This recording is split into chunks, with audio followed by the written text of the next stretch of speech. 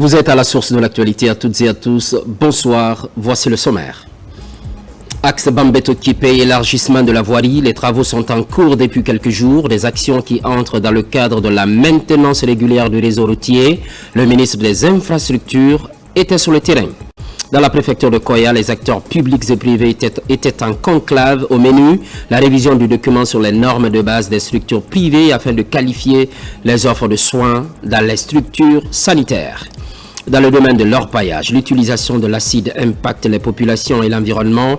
Parmi les mesures envisagées, couper la chaîne d'approvisionnement. À Kankan, la situation est prise au sérieux.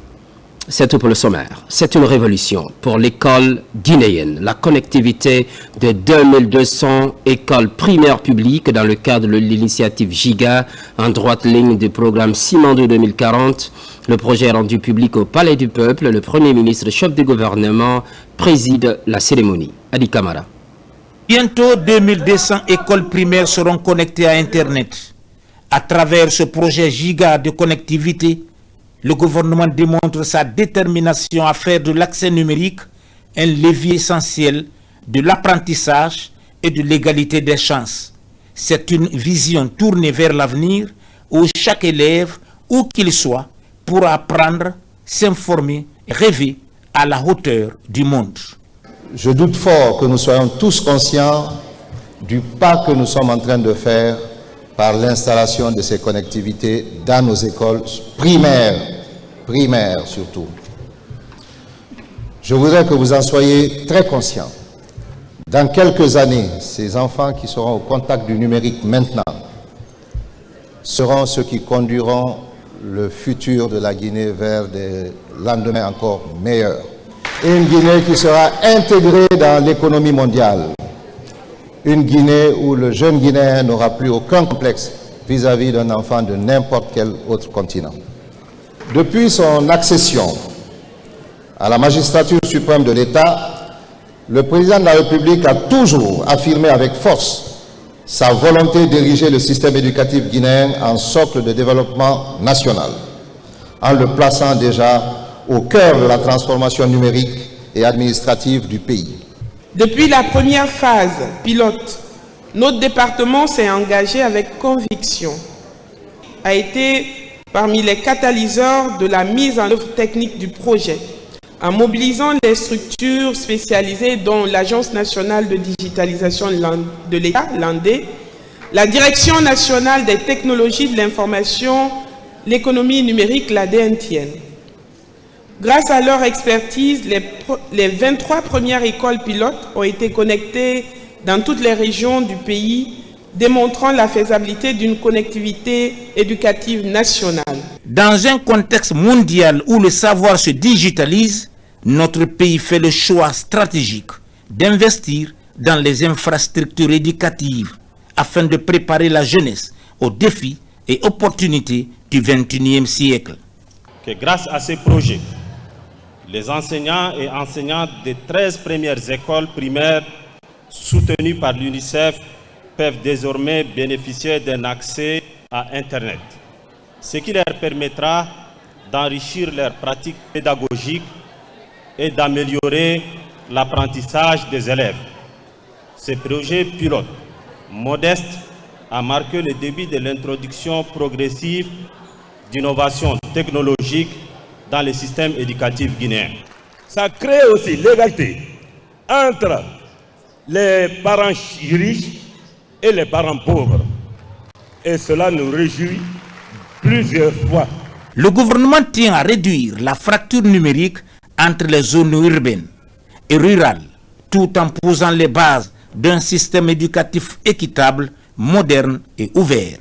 C'est un grand honneur pour nous de participer à connecter nos écoles primaires. Imaginez ce que cela veut dire pour les enfants. Tout à l'heure, un des orateurs a dit, imaginez dans 10 ans ce que seront les enfants qui ont commencé l'éducation primaire avec le numérique. C'est un potentiel potentiel extrêmement important d'intelligence et de talent qui vont émerger. C'est un monde qui va se transformer. Pour ceux qui ont rêvé de transformer notre économie, notre système de gouvernance, c'est un grand jour. C'est le symbole d'une équité, c'est le symbole du partage de ce qui est le fondement de l'être humain, c'est-à-dire l'intelligence. C'est un pas concret vers une Guinée où le savoir circule librement pour tous et partout. Dans une ambiance de fierté et d'unité, une troupe de percussion traditionnelle a pris possession de la salle, mêlant rythme envoûtant et chorégraphique symbolique.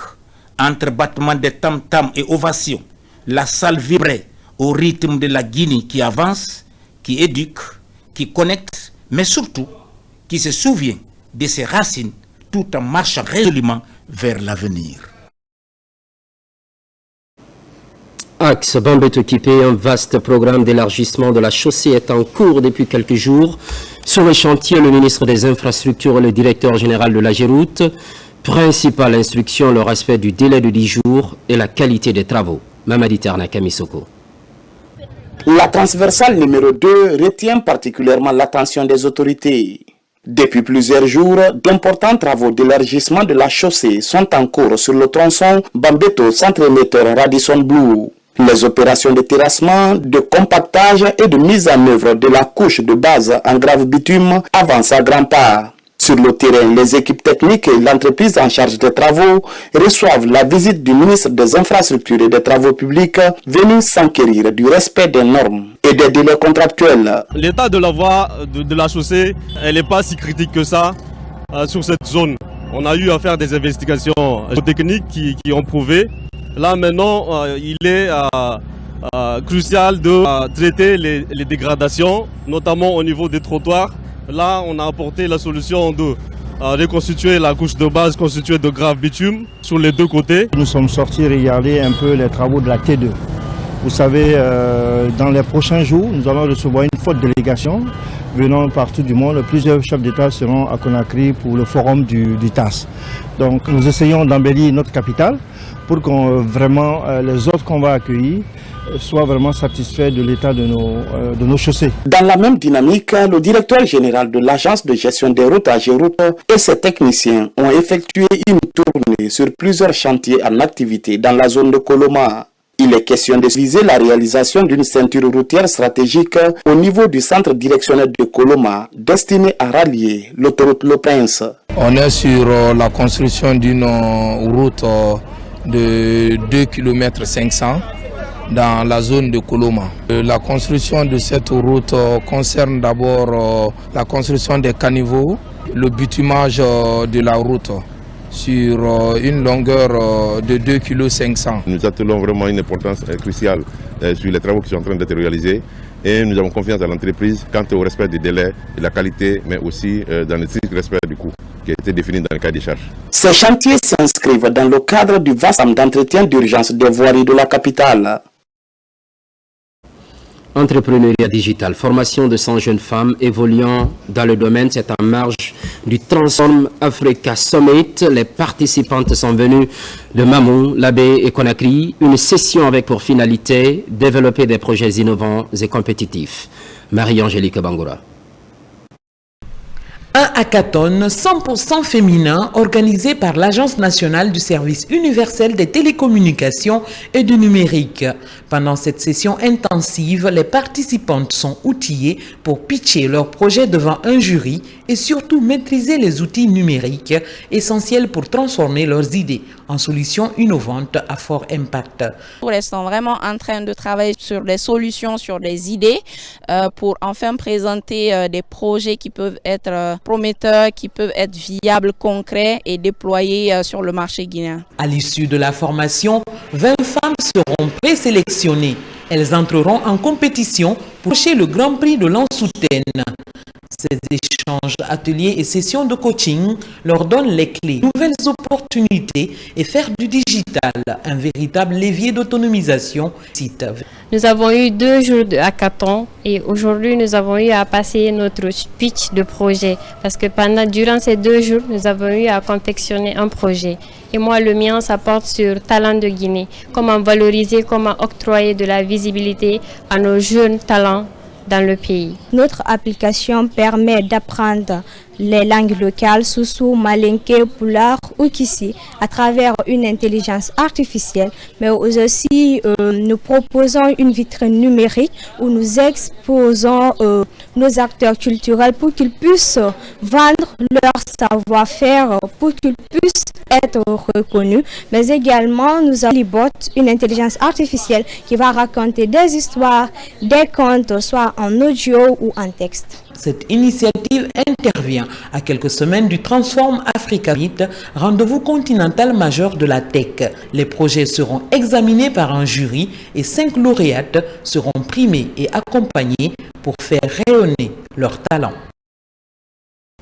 Et puis, ces différentes préoccupations du ministère de l'Industrie. Il s'agit de renforcer les capacités institutionnelles du pays et garantir le succès des projets de partenariat public-privé. Pour résoudre cette problématique, focaux des départements sectoriels se retrouvent. Une fois outillés, ces acteurs seront à même de détecter, sélectionner et identifier les projets prioritaires favorables aux investissements. Abdul Karim Kamara.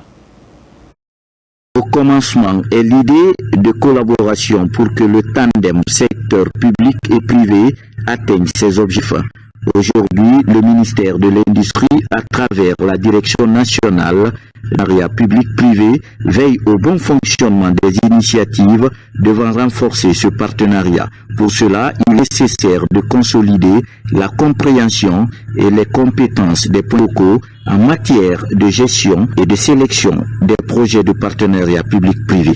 Le renforcement des capacités des points focaux constitue une étape essentielle pour assurer la maturité, la transparence et la soutenabilité des projets de partenariat public-privé au service du développement économique et social de la République de Guinée.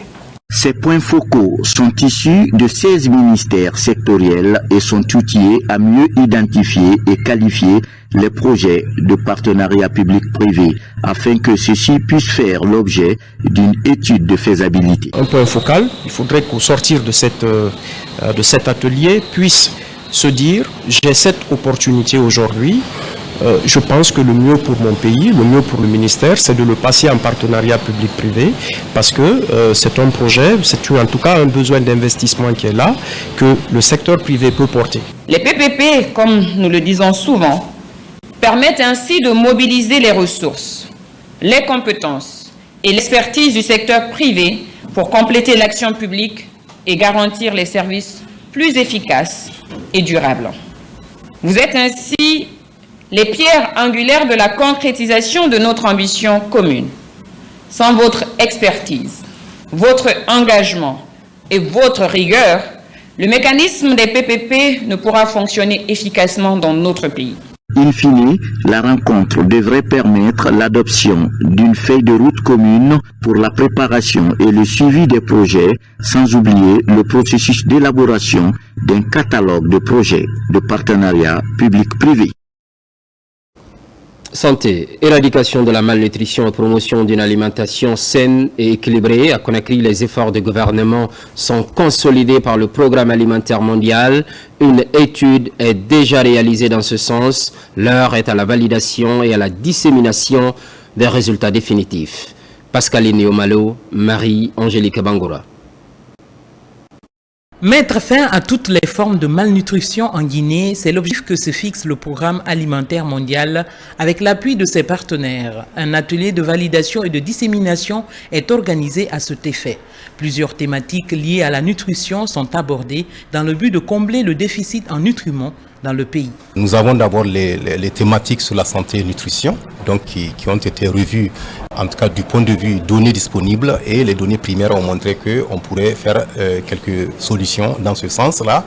Nous avons aussi la thématique sur les cantines scolaires, donc où, comme vous le savez, l'amélioration des cantines scolaires permet le développement du capital humain qu'avait dit le docteur Alphonse.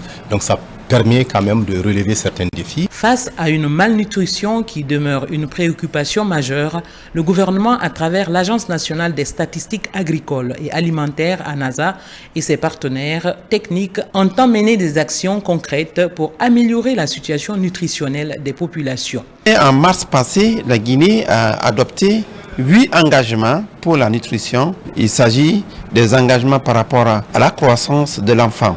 Et ces engagements-là, justement, couvrent toutes ces questions. Avec les décisions qui vont sortir, les recommandations, donc on demande beaucoup l'appui de l'État. À travers les résultats finaux de l'étude Fill the Nutrient Gap, la Guinée ambitionne d'ici 2040 de garantir à chaque citoyen une alimentation saine, équilibrée et accessible.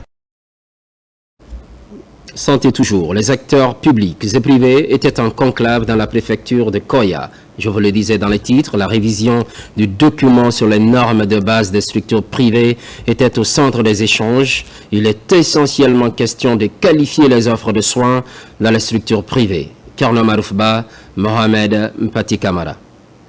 Cela fait 20 ans que les normes et procédures des structures privées n'ont pas connu de révision. Ces acteurs venus du privé et du public se prêtent à l'exercice de sa révision.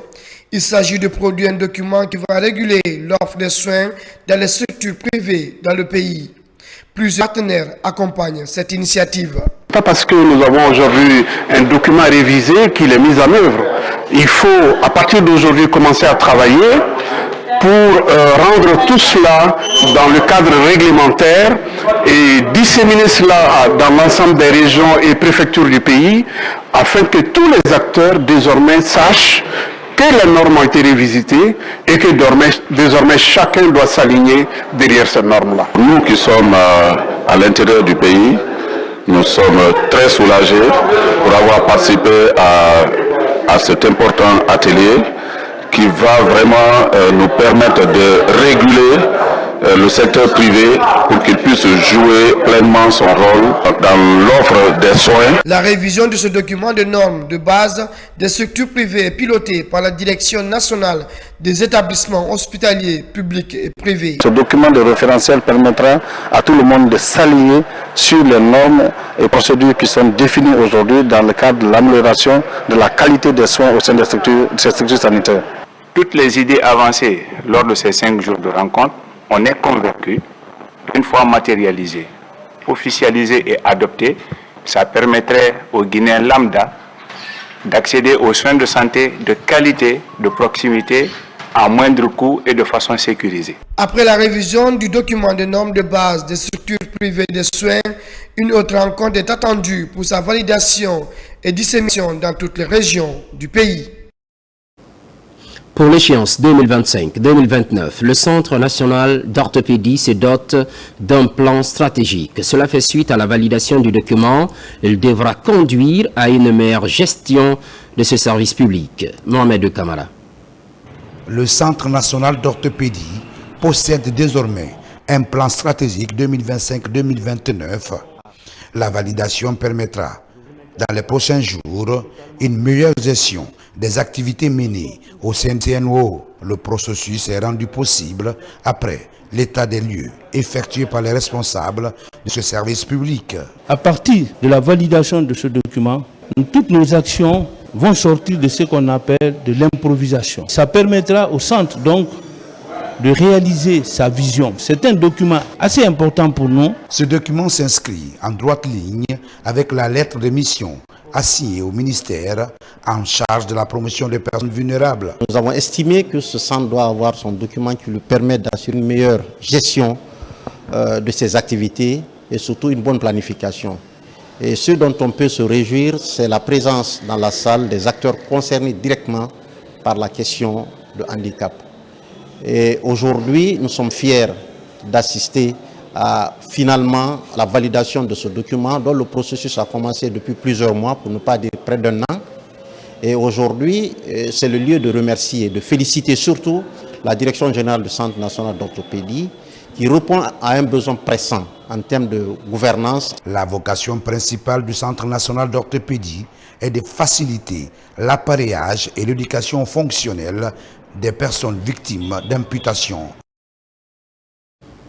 Tenue de l'Assemblée consulaire de la Chambre régionale d'agriculture de Farana, une concertation qui se tient à la fin du premier et dernier trimestre de chaque année. Elle favorise la participation active des acteurs du monde rural dans la mise en œuvre des politiques et programmes agricoles. Ibrahima Oulem Fofana. Au siège régional de la Chambre d'agriculture de Farana se tient la première session de l'Assemblée consulaire. À cette rencontre, il est question de revoir et adopter les règlements intérieurs, de faire le point sur les recommandations précédentes, mais aussi présenter et valider les propositions de projets et de budget annuel de cette Chambre régionale d'agriculture de Farana. À l'instar de cette activité, on pourra trouver vraiment des idées cohérentes par les 4 préfectures qui sont les membres statutaires pour ressortir avant le projet de budget de fonctionnement, exprimer leurs besoins dans le cadre des fonctionnements. Une des priorités des autorités, c'est bien la consolidation des acquis du secteur agricole. Durant ce cadre de partage, les participants venus des 4 préfectures de la région vont s'investir pleinement pour le succès de ces travaux afin de galvaniser davantage le secteur. Les objectifs ici sont clairs, c'est l'autosuffisance alimentaire, pour booster le dernier paysan qui est là-bas, de reconnaître ce que c'est une structure consulaire qui n'est que la Chambre nationale d'agriculture de l'élevage et dans son ensemble régional, Farana. Au sortir de cette session de la Chambre régionale d'agriculture, des propositions concrètes seront faites dans le cadre de l'amélioration des conditions de travail du monde agricole à l'État et au gouvernement, afin que des dispositions idoines soient prises. Car vous n'êtes pas sans savoir que l'agriculture figure en pleine place de vastes programmes Simandou 2040. À Farana, la Chambre régionale d'agriculture pose des diagnostics et prend de nouvelles initiatives en faveur du renforcement de la sécurité alimentaire. Les amendements sont faits et le budget de 2026 est voté pour un meilleur résultat dans les mois qui suivent. À présent, lutte contre la criminalité phonique et floristique, la Guinée renforce son dispositif afin d'accentuer la poursuite judiciaire contre des délinquants environnementaux. Pendant ce temps, l'effectif d'officiers de police judiciaire au sein des conservateurs de la nature vient d'être augmenté, une démarche pilotée par le département de l'environnement. Mamadou Alpha Baldé pour plus de détails. Dans la dynamique du renforcement de la lutte contre la criminalité phonique et floristique sur toute l'étendue du territoire national, le ministère de l'Environnement et celui de la Justice renforcent les moyens juridiques du pays. À Conakry, plusieurs conservateurs de la nature ont désormais le statut d'officier de police judiciaire. Nous avons des dossiers un peu partout dans le pays. Nous avons des saisies, parfois nous avons même des hommes arrêtés qui sont tous à la disposition de la justice, ainsi que les scellés. Cependant, ce qui peut nous permettre de continuer à exercer cette fonction, c'est l'habilitation. Ces agents, ces officiers et agents-là, les procès-verbaux qui dressent l'île au juge. Donc, lorsque nous sommes face à une situation infractionnelle et que le parquet est dans la difficulté de justifier effectivement les preuves, des éléments probants réels, pour convaincre le tribunal, ça va être très difficile d'entrer en condamnation. Et nous avons vu maintenant que pour le respect de la procédure, il faut commencer à la base. D'abord, commencer par habiliter ces personnes qui ont des connaissances techniques notoires. À travers ces prestations de serment, ces agents s'engagent ainsi à agir conformément à la loi dans toute sa rigueur. Avec l'habilitation, nous avons beaucoup d'infractions que les conservateurs OPJ doivent rechercher, faire les enquêtes sur ça, qui parlent de la faune, qui parlent de la forêt et même de la mer, la coupe du bois et abattage des animaux dans nos forêts, et dresser les PV et adresser au procureur de la République. Avec un arsenal juridique renforcé, le ministère de l'Environnement compte réduire de façon considérable des pratiques comme le braconnage ou encore la coupe illicite du bois. Pendant ce temps, à Kankan, on s'intéresse à ce problème de santé publique. Il s'agit de l'utilisation de l'acide dans le domaine de l'orpaillage. La substance impacte négativement les populations et l'environnement. Première mesure et non négociable, couper la chaîne d'approvisionnement. Les acteurs se concertent sur comment la matérialiser. Noumousso Diakité. Dans des places fortes de l'or, l'utilisation anarchique de l'acide dans le domaine de l'orpaillage devient de plus en plus inquiétante. Ce rendez-vous annuel réaffirme une conviction commune à Nabaya, celle d'apporter une réponse d'urgence pour le développement du secteur, la nécessité d'uniformiser les prix sur les sites, un autre sujet débattu pour un orpaillage plus productif et bénéfique pour tous. Nous avons fait appel à tous les orpailleurs des différentes préfectures pour discuter le prix de l'or dans les différentes préfectures, comment tester l'or et comment prendre des mesures proportionnelles contre les utilisations anarchiques de l'acide chlorhydrique. Pour atteindre les grands enjeux, une commission est mise en place pour veiller à l'application effective des recommandations formulées. On a tenu cette réunion pour qu'on va se conférer aussi le prix mondial. Donc au moins si tu veux payer de l'or, il faut calculer le prix mondial. Après tu enlèves 0,50 et tu calcules le taux de dollars. Après maintenant tu fais ton achat. Nous avons pu trouver des solutions agréables pour ces points-là que nous avons débattus aujourd'hui. Et nous avons trouvé des sanctions sévères contre ces points. Je suis très sûr que les sanctions seront bien appliquées dans les différentes préfectures. Dernier virage de cette assemblée annuelle pour honorer la mémoire de Feu El Hadj Abdoulaye Nabé, ancien président préfectoral de l'Union des orpailleurs de Guinée à Kankan. À travers le football, ce pionnier de l'orpaillage reçoit tous les honneurs à titre posthume pour inciter la nouvelle génération à emboîter le pas. L'actualité évolue en Guinée, notre paradis, terre de richesse et d'innovation. Les programmes se poursuivent à 17h pour une nouvelle page d'information.